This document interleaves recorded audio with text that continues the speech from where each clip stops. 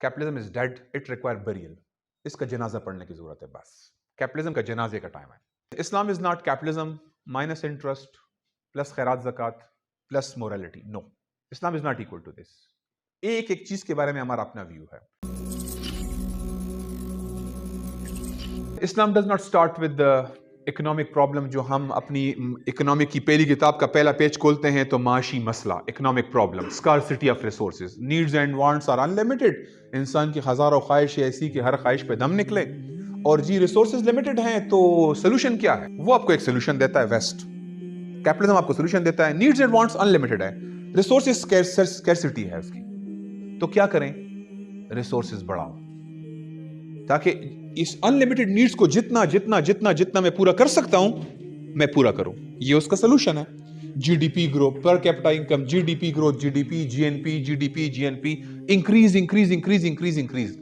यहां मैं आपको बड़ा एक इंटेलेक्चुअल सा एक एंगल रखता हूं। आमतौर पर उनके इकोनॉमिस्ट के साथ आप बैठेंगे तो वो आपसे कहेंगे कि देखें 7 to 9% जीडीपी ग्रोथ अगर आप 2 डिकेड कंटिन्यू करें ना, 2 डिकेड्स तक, तो आप देखेंगे आहिस्ता आहिस्ता की पॉपुलेशन में 20, 30, 40% लोग पॉवर्टी से निकल आएंगे। ट्रिकल डाउन आपको नजर आएगा।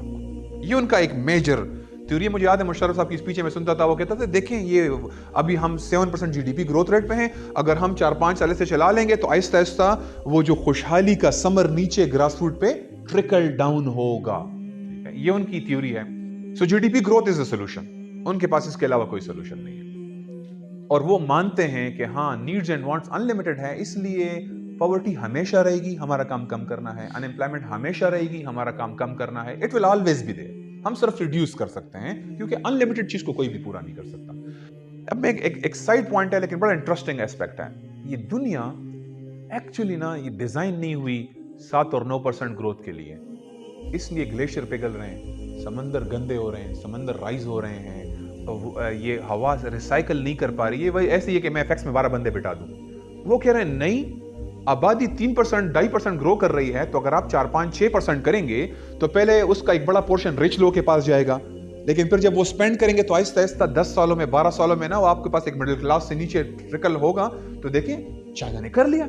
हम अजीब बात तो नहीं कर रहे। चाइना ने 50-60 करोड़ लोगों को गुर्बत से निकाल लिया क्योंकि उन्होंने 2 डिकेड्स तक ना 7 to 9 ग्रोथ की है, तो उन्होंने कर लिया। हम ऐसी तो नहीं कह रहे। It works, it's reality. ये प्रैग्मेटिक थिंकिंग है। देखें हो रहा है एक्चुअली।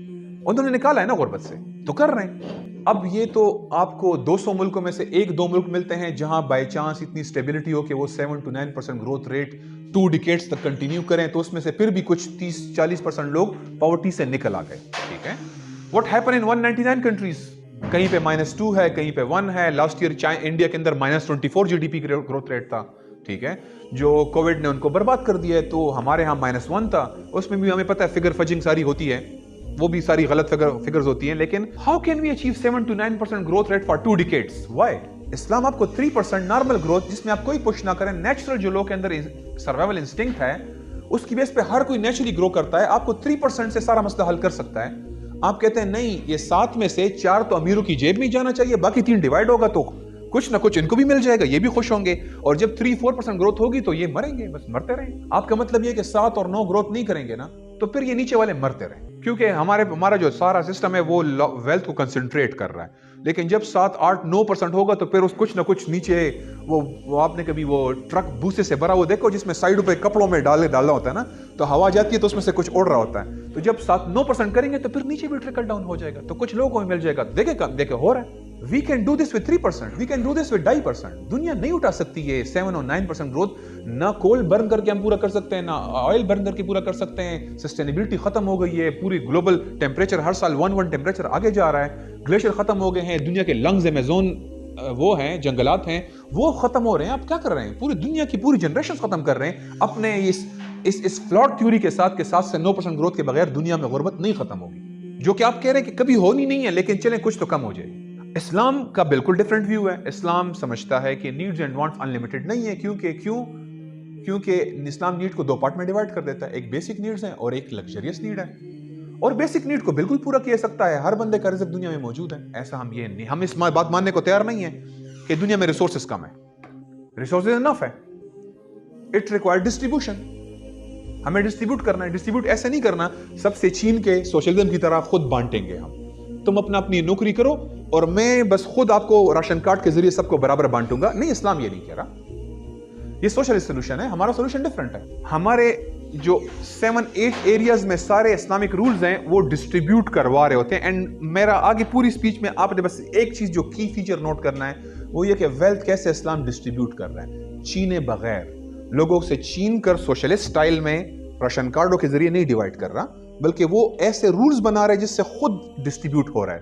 تو we can manage the world with 3% growth, 4% growth, اور دنیا کو پاورٹی سے نکال سکتے ہیں. We don't need 7 to 9% GDP growth rate for 2 decades.